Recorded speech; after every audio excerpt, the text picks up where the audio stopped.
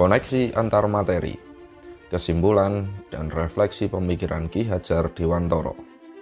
Sebelum mempelajari modul 1.1, saya memiliki kepercayaan yang berbeda dengan saat ini, terutama kepercayaan terhadap murid dan pembelajaran di kelas. Sebelum mempelajari modul 1.1, saya percaya bahwa murid harus dibentuk sesuai dengan pandangan masyarakat selama ini. Misalnya, semua murid harus memiliki nilai yang baik di semua muatan pelajaran.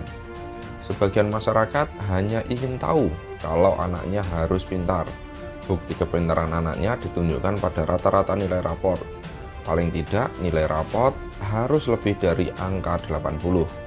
Saya terpengaruh pada pandangan tersebut.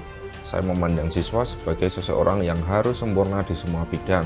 Bahkan saya sempat stres bila menemui siswa yang nilainya tidak mencapai target rata-rata. Pandangan saya terhadap siswa ini berdampak pada situasi pembelajaran di kelas. Pembelajaran di kelas lebih memaksakan diri pada situasi di mana semua konten atau materi pembelajaran harus tersampaikan. Ada kecenderungan materi hanya sekedar disampaikan.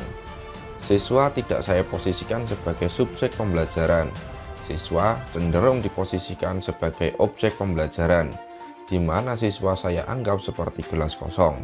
Gelas kosong yang mana saya leluasa dan sesuka hati untuk mengisinya. Padahal, siswa bukanlah gelas kosong. Siswa memiliki modal pengetahuan, walaupun setiap siswa memiliki modal pengetahuan yang berbeda-beda. Intinya, tidak ada siswa yang berangkat ke sekolah dengan kepala kosong. Pemikiran saya berubah setelah mempelajari modul ini. Siswa tidak bisa dipaksa untuk menjadi seseorang seperti yang kita bayangkan. Siswa adalah entitas yang unik. Antara satu siswa dengan siswa yang lain, potensinya berbeda-beda. Dalam bahasa Ki Hadjar Dewantara, guru hendaknya seperti petani, sedangkan siswa diibaratkan seperti biji tanaman. Petani tidak bisa memaksa biji padi untuk tumbuh seperti biji jagung. Biji padi hanya bisa tumbuh menjadi tanaman padi. Ki Hadjar Dewantara pun berpendapat bahwa biji kualitas rendah dapat tumbuh menjadi tanaman yang baik bila dirawat dengan baik. Begitu pula sebaliknya, biji kualitas tinggi namun tidak dirawat hanya akan menjadi tanaman yang kualitasnya tidak baik. Dari perumpamaan ini kita dapat belajar bahwa guru tidak dapat memaksakan siswa menjadi seseorang yang sama. Siswa A tidak bisa dipaksakan seperti siswa B. Setiap siswa memiliki potensinya masing-masing. Ki Hadjar Dewantara pun memaknai pendidikan sebagai upaya guru dalam menuntun. Guru memberikan tuntunan kepada setiap siswa sesuai dengan potensinya. Guru pun tidak dapat memaksakan siswa A harus sama seperti siswa B. Pembelajaran di kelas pun harus berpusat pada siswa. Peran guru pun bukan lagi sebagai satu-satunya sumber ilmu pengetahuan. Guru juga bukan hakim yang menjustifikasi kebenaran. Kini, ilmu pengetahuan dan kebenaran dapat diperoleh dari mana saja.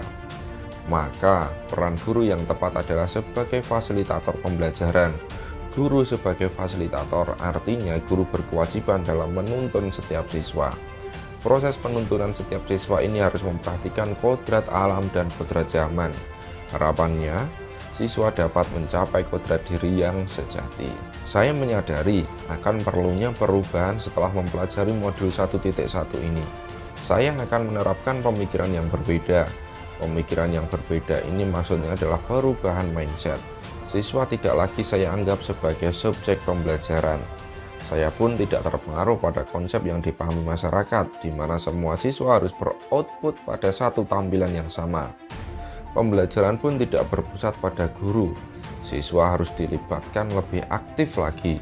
Dan yang paling penting, proses penuntunan yang saya lakukan di kelas harus sesuai dengan kodrat zaman dan kodrat alam.